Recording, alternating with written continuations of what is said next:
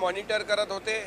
मी देखील स्वतः DG आणि SP आणि संबंधित अधिकाऱ्यांच्या संपर्कात होतो आणि पोलिसांनी देखील या महाराष्ट्रातल्या जनतेची जनभावना लक्षात घेऊन रात्रीचा दिवस करून अथक प्रयत्नाने ही केस पुटअप केली, योग्य तऱ्हेने पुरावे सादर केले।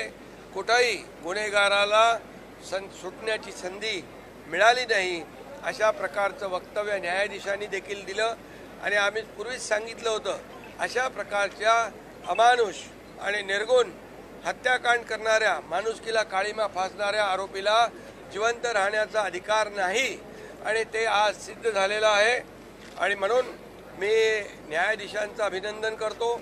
यामध्ये सरकारी वकील असतील, पोलिसांचे कलेक्टिव्ह एफर्ट्स आहेत, या संदर्भामध्ये ज्यांनी सहकार्य केलं त्या सर्वांचं मनापासून अभिनंदन केलं पाहिजे। कारण ही केस अतिशय दुर्मिळातली दुर्मिळ होती आणि म्हणून या महाराष्ट्रामध्ये एक मेसेज जाणं गरजेचं होतं की काही केलं तरी चालणार नाही, फासावर लटकवावं लागेल।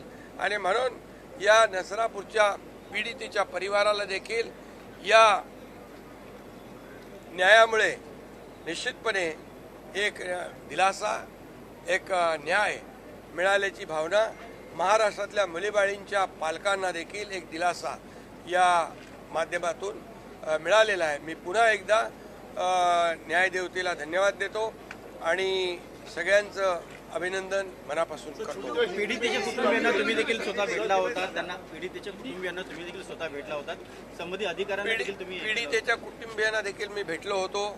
त्यांनी देखील अपेक्षा व्यक्त केली होती की आमची मुलगी तर नाही आहे, परंतु इतर मुली ज्या आहेत त्यांना देखील अशा प्रकारचा अन्याय होऊ नये त्यांच्यावर, यासाठी कठोर पावलं उचलण्याची आवश्यकता आहे। आणि त्याच वेळेस पोलीस, SP, DG संबंधित जे काही टीम तयार केली होती गृह विभागाने मुख्यमंत्री महोदयांच्या मार्गदर्शनाखाली, त्याच्या सातत्याने आम्ही संपर्कामध्ये होतो आणि पोलिसांनी देखील अतिशय चांगलं काम केलं।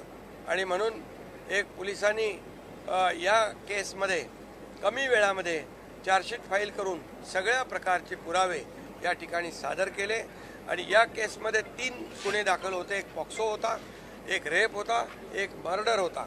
न्यायाधीशांनी तिन्ही गुन्ह्यांमध्ये आरोपीला पॉक्सोला पण फाशी, हत्येला पण फाशी आणि रेपला पण फाशी, त्यामुळे याला तात्काळ फाशी होईल आणि एक सामाजिक मेसेज या गुन्हेगारांमध्ये जाईल।